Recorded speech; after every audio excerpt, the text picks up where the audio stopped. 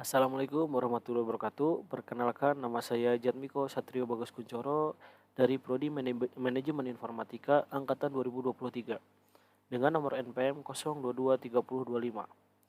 Saya di sini akan menjelaskan tentang perkembangan di Kota Surabaya. Kota Surabaya adalah ibu kota Provinsi Jawa Timur, Indonesia, sekaligus menjadi kota metropolitan terbesar di provinsi tersebut. Surabaya merupakan kota terbesar setelah Jakarta. Kota Surabaya juga merupakan pusat bisnis, perdagangan, industri, dan pendidikan di Jawa Timur. Daerah metropolitan Surabaya dikenal dengan Gerbang Kertosusila adalah akronim dari Gresik, Bangkalan, Mojokerto, Surabaya, Sidoarjo, dan Lamongan. Kota pramodern yang masih dikelilingi oleh benteng kota sebelum 1830-an terbentuk struktur kota modern. Munculnya fenomena suburbanisasi tahun 1830 sampai 1942, kemunduran pusat kolonial dan pemukiman skala besar atau kota baru di pinggir kota tahun 1970 sekarang. Ada beberapa hal yang mempengaruhi perkembangan Surabaya. Yang pertama, sarana dan prasarana mumpuni dan ramah lingkungan.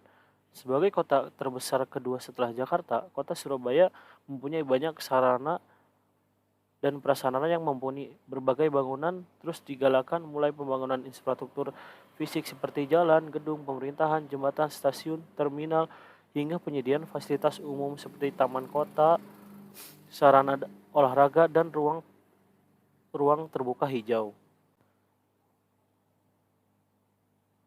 yang patut diacungi jempol. Ternyata pembangunan-pembangunan yang dia lakukan tersebut ternyata kesemuanya tetap memperhatikan aspek estetika dan keindahan lingkungan. Pembangunan yang berwawasan lingkungan menjadi mekanisme baku yang diterapkan oleh pemerintah Kota Surabaya. Yang kedua, pengembangan bidang pariwisata.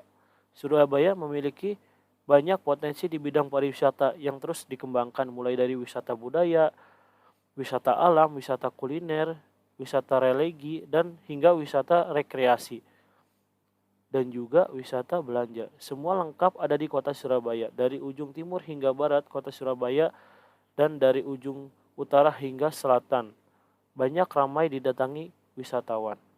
Yang ketiga yaitu lingkungan yang asri.